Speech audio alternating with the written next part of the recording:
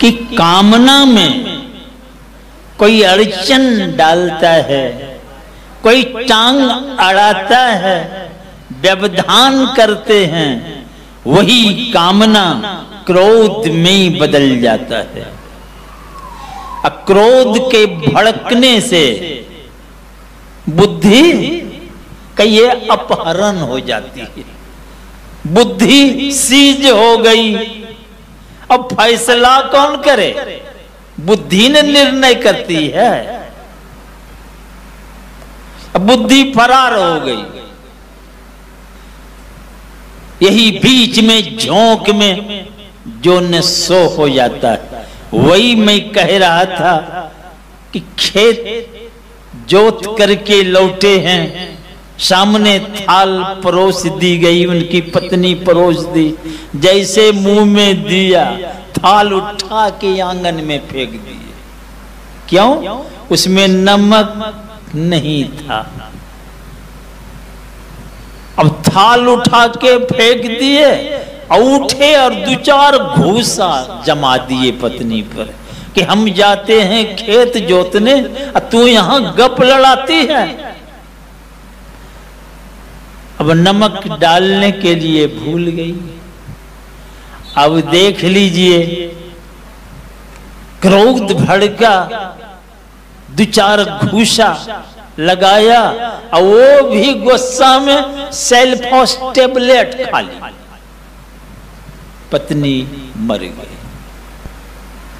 अब ये बैठ के माथा पकड़ के रो रहा है। क्या बोलता है कि कौन पाप चढ़ी गले जे घूसा मारी दिए,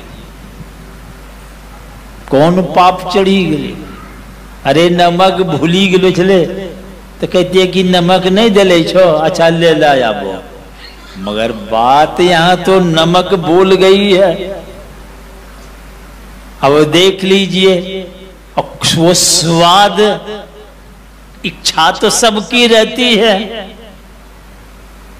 कि नहीं?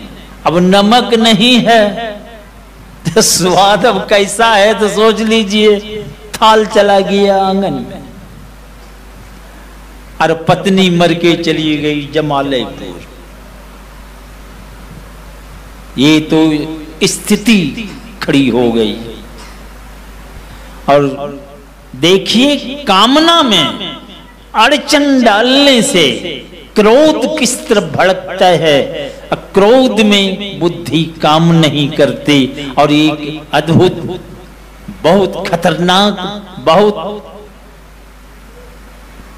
देखिए क्या घटना घट जाती है। बहुत दिनों की बात है, उस समय एल्यूमिनियम और स्टील लोटा का पता नहीं था।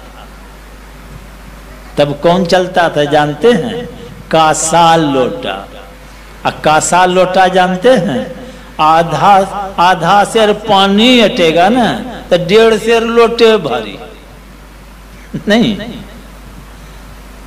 वही लोटा लेके गए थे डोलडाल पे खाना। उधर से लौट रहे थे, उनकी पत्नी खड़ी थी।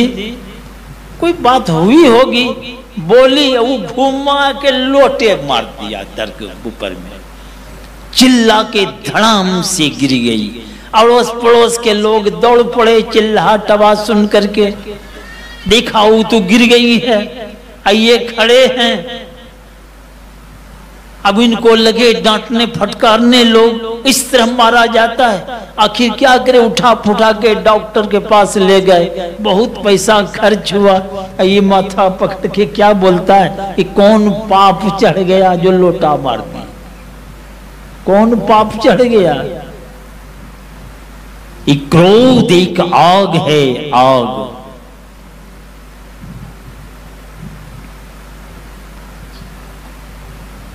और इस तरह कामना में अड़चन होने से वही वाज्य सर्वा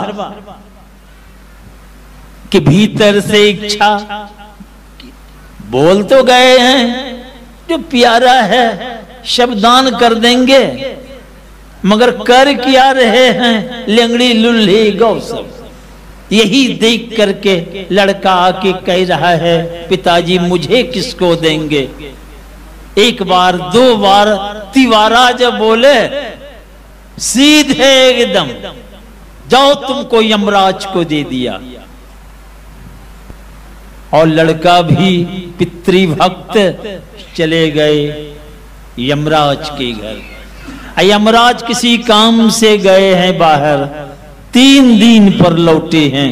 इधर नचिकेता धूप बतास में ही भूखे प्यासे 3 दिन से प्रतीक्षा में खड़े रह गए।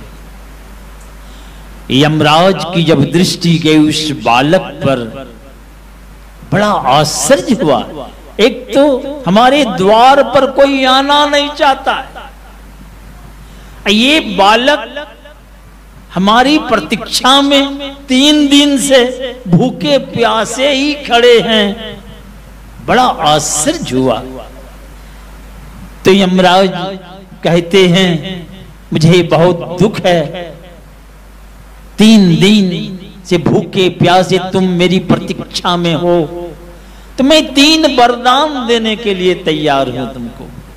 जो इच्छा हो मांग लो। तो ये क्या मांगते हैं? अब आप देना चाहते हैं तो मैं यहां से लौट के जाऊं तो पिताजी बड़े प्रेम से गले लगा ले मुझे। देखिए बुद्धि कैसी है। और तो मन में हुआ कि सब लोग स्वर्ग की कामना करते, मर जाता है तो निमंत्रण कार्ड आज तक आप देखे होंगे, क्या देखे हैं? सब में स्वर्गीय जोड़ा जाता है। ऐसा आज तक कहीं नहीं देखे होंगे कि नारकीय बाबू ऐसा कुछ लिखता है। मगर लिखने वाला या जिसको निमंत्रण गया है वो जानता है कि सब कुकर्मी है, ये तो नरक गया ही होगा। मगर नारकीय बाबू कोई नहीं बोलता है, लिखता है। सब स्वर्गीय जोड़ता है। धंधा जो भी हो मगर स्वर्ग की इच्छा है। तो सब स्वर्ग की कामना करते हैं। तो स्वर्ग के संबंध में पूछे तो बता दिए। अब एक और वरदान रह गया, क्या मांगो, क्या चाहते हो? तो कहा मुझे आत्मज्ञान बतलाइए। कई क्या पूछ रहे हो? ये तो बड़े बड़े ज्ञानी नहीं समझ पाते हैं, देवता नहीं समझ पाते हैं, कुछ और मांग लो। ये क्या कह रहे हो? अब नचिकेता है तो छोटा सा बालक, पर बुद्धि कितनी प्रखर है, तीक्ष्ण बुद्धि है